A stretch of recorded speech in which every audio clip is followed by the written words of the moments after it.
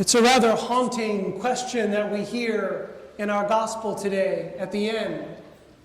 But when the Son of Man comes, will he find faith on earth? For me, it raises a number of other questions. Is my life attractive to people? Am I witnessing in such a way that other people are drawn to Christ? Why aren't more people coming to Mass? Why don't people sing and participate fully at times? Why is it that people walk away from the church and walk away from a relationship with God in this place? All these questions come to mind, and in the midst of this barrage of questions, I find that the good news is that I know that there are others who share these questions and wonder the same thing. They wonder why people have drifted away. They wonder why the people sitting next to them don't seem to be engaged in the Eucharist. They wonder why people aren't seeking this more intimate union with God. At the same time, it seems to me the great challenge for us, and it's for all of us, is that there are others who are not wondering these things. In fact, there are people who don't care at all about those questions. They have lost sight of why they believe, or they have just simply walked away. And maybe they've walked away for different reasons. Maybe their Mass time changed. Maybe they don't like the bald priest. Maybe somebody said something to them once that made them mad. Who knows? I don't know what the reasons are, but people have walked away. And more importantly, they have walked away and no one has called out after them.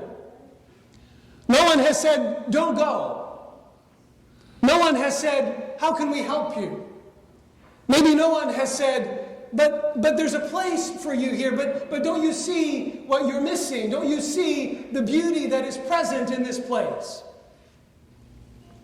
And this is why I really worry about the answer to that question. But when the Son of Man comes, will he find faith on earth? Will there be anyone left who is faithful to our God? You know, there's no way for us to ensure that fidelity, that faith will exist when the Son of Man comes back. The only way for us to ensure it is not through some strategy, it's not through some well-made plan that highlights these different areas of ministry that we really need to focus on. There's no great list of 10 things that if we just do these 10 things, then suddenly everything will be okay and faith will remain until Jesus comes back. There is no great strategy.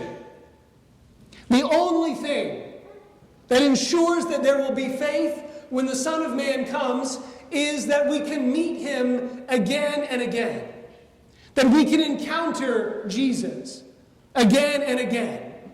That we don't live based on a memory of someone who lived a long time ago but has died, but that we live this dynamic relationship with Jesus who comes to us over and over again, so that we can follow him over and over again.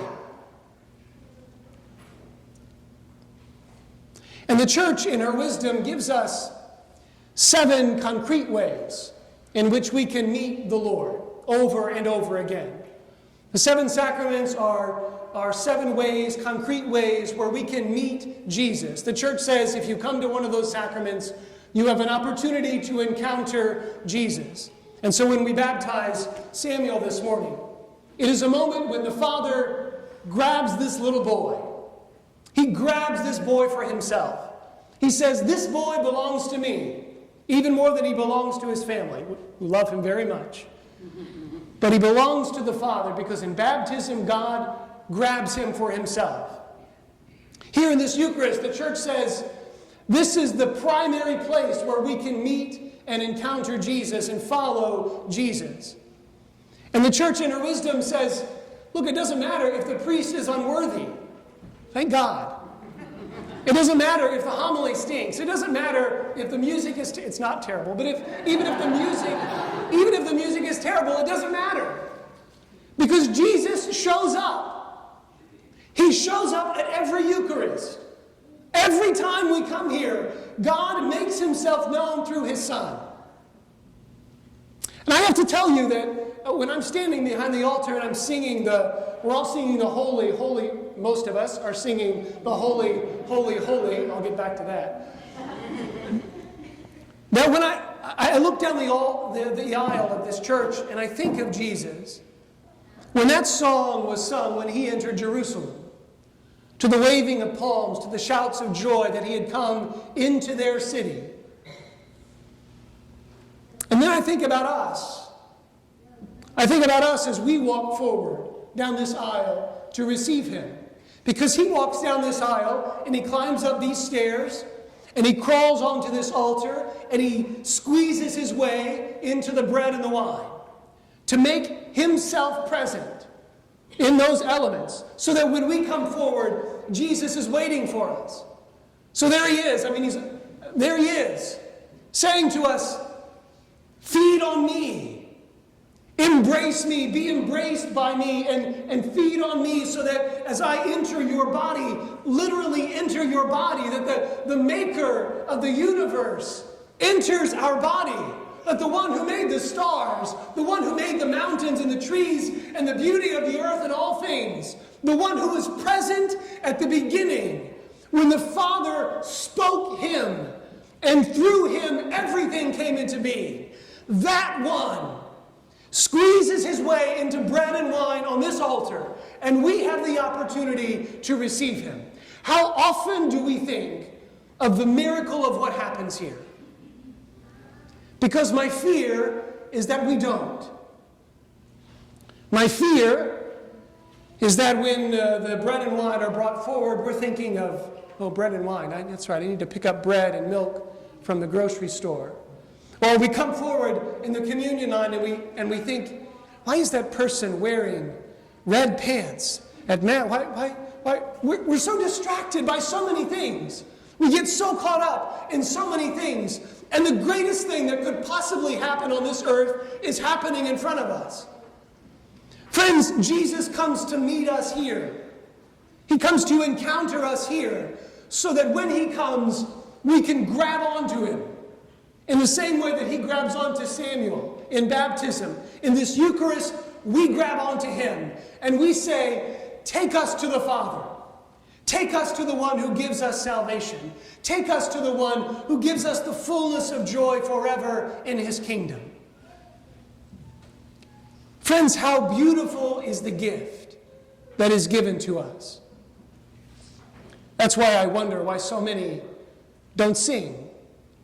Why so many don't respond at all. It's funny, I look out and sometimes people's lips are not moving. And I know you have the books, they're there in the pews. And I think, how can we not sing? How can we not cry out? How can we not respond?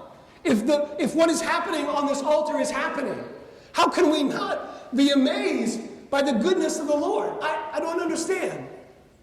How can we not sing with all our hearts, even if we're terrible singers? It doesn't matter. These people have microphones.